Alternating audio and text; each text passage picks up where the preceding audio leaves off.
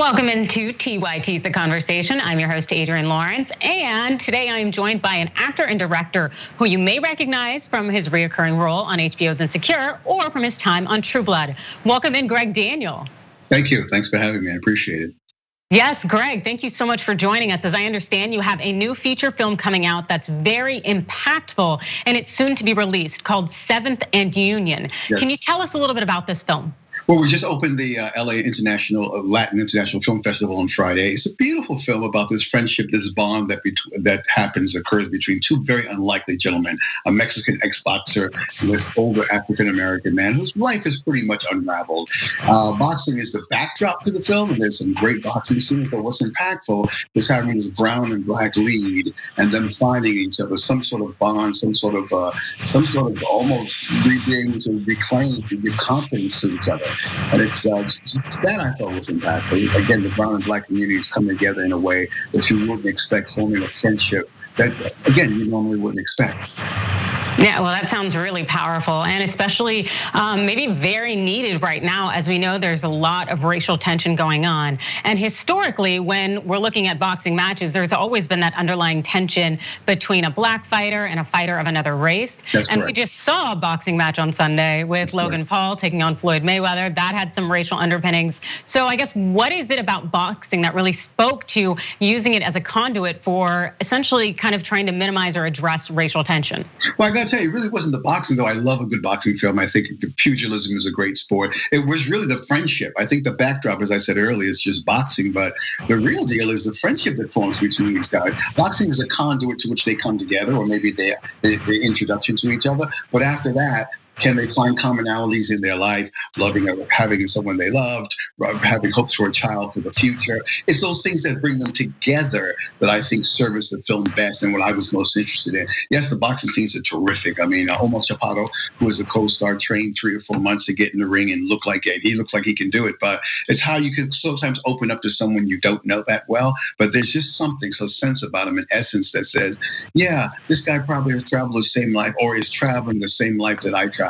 Let me talk to him a little bit. And I just think it's portrayed so beautifully in this friendship between, first of all, 2 males having this friendship, but again, an older gentleman and a younger a Mexican boxer having this relationship. It's possible. It's absolutely possible. Yes, absolutely. As we are talking more about racial issues in our society, and we're understanding more in terms of seeing each other's humanity. That is very, very important. Correct. And I'm wondering, kind of with Seventh and Union, what do you feel, having worked on this, that really makes it really unique?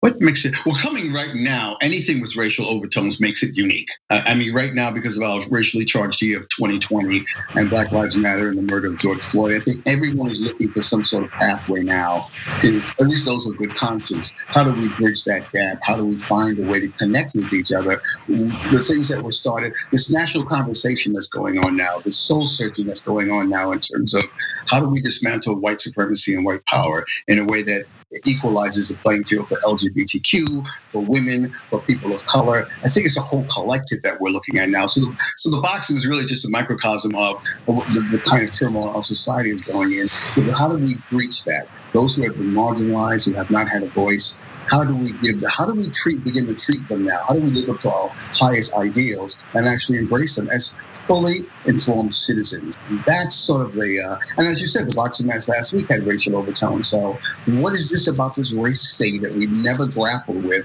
that seems to we have a little window now to step in and go, well, let's go further. Tulsa Massacre. Let's go further. Let's bring up those things we wanted to bury and not look at, but actually have a conversation about them. Yes, it's going to be awkward.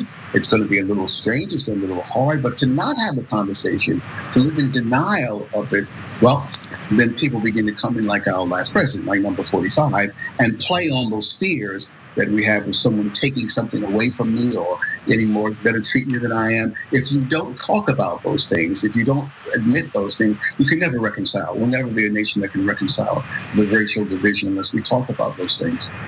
Absolutely. We need to bridge that gap and address that us them kind of narrative that we've been fed, especially over the last 4+ years. It's been rough. The last 4 years have been rough. Wow. Seriously, but the good thing is, hey, we got to see who a lot of people were. We always kind of knew, but once they, took their hoods off, so to speak, we got confirmation. And look, we elected Biden and Harris. I mean, again, it's, democracy's fragile. I never believed it was as fragile as I saw it in the last 4 years, particularly on that day, that infamous day of January 6th. I've never seen democracy as fragile as that. But somehow, and I guess I'm saying half full rather than half empty, somehow we pulled through and got two individuals for presidency and vice presidency and made some records then, even with Kamala Harris being the first woman of color to be elected VP. So there is hope. God knows there is hope. Sometimes it just seems like when we see brutal murders on television, but somehow there is hope for this experiment called democracy. There really is hope for it. Yes, it's definitely an experiment, and you're right. It is very, very much a thing of hope. And as we kind of talk about hope and people having something to cling to, it also brings up kind of the emotional trauma, mental health. And I know that there is an emotional family trauma that's underlying 7th and Union that gets discussed. And so I was wondering, how did you all kind of draw on that mental health arena and how we deal with trauma? It's part of, you kind of go to a dark place. You kind of go to a place that you don't want to go. But that's sort of acting. Acting is always encouraging people, or actors, to go to places that you want to leave buried. So any sort of trauma, it's best to say, okay, this is something buried. This is something I can bring up. And I must say, my co-star Omar Chaparro and I, we worked really hard to form a friendship to each other, and find out these things about each other's families. Where did you grow up? How did you grow up? What's my trauma? Well, being the only Black kid in a lot of schools and being the only one that was socially immobile, I was made fun of, I was called the N-word. I mean, even discussing those traumas just bonded us, because suddenly we realized, oh, your trauma is very unique to you, but it's not unique to the experience of people of color. So that was a commonality we had right off the bat by facing it head on and facing those things that we'd rather not talk about. No, I don't want to talk about my childhood, the time I was barred from this or barred from that or called the N-word. But in acting, you do want to bring those things up because you can mind them. But for everyone's betterment, you can mind those things. Yes, it's definitely a part of our individual journeys, and it definitely can be helpful in our craft. And I know there's been a lot of talk of race, and with that, the thought of cancel culture. And that seems to be an issue for a lot of individuals who are being held accountable for their actions in the past. How do you see this playing out in terms of actors? Well, this is what I would like to see. Everyone wants to talk about casting in front of the camera. Everyone wants to, okay, now if Hollywood going to open up casting. I think what we need, though, we need more DPs. We need more people in boardrooms. We need more decision-making apparatuses than we do. We tend to bridge what's happening with diversity, inclusion, and education in the industry. We talk about the casting, who's in front of the camera, those actors and actresses. God bless them. They're wonderful. They're talented. But we don't have enough conversation, which I would like to focus on, which is in the boardrooms. I mean, what is your board made up of? Is diversity there? Those are the ones who hear the stories and green light whether that film was going to go forward or not. And if you don't have some diversity represented there, again, LGBTQ, women, or BIPOC individuals, then those films are not going to be made. They're not going to get the green light. That's when we need the power. And seeing us in those positions, like last year, the Academy of Arts and Sciences, maybe 2 years ago, now we have a African-American female as the head of it. That's a seismic change. That is a seismic change. That's where we have to focus on, not just one very important, small area of acting in front of the camera, but everything that encompasses filmmaking. And those decision-making positions are incredibly powerful. I know once Regina King said that she would not, in her production company, that at least 50% of her crew, and I might be misquoting this, but the intent is 50% of her crew will now be made up of women or people of color. I mean, that's major. That's major to get out of these crafts, the old boys network, and start bringing in people who will work as hard, just want an equal chance. So that's what I see as being where I would love for us to head, and not just talking about casting, but equity in a lot of positions.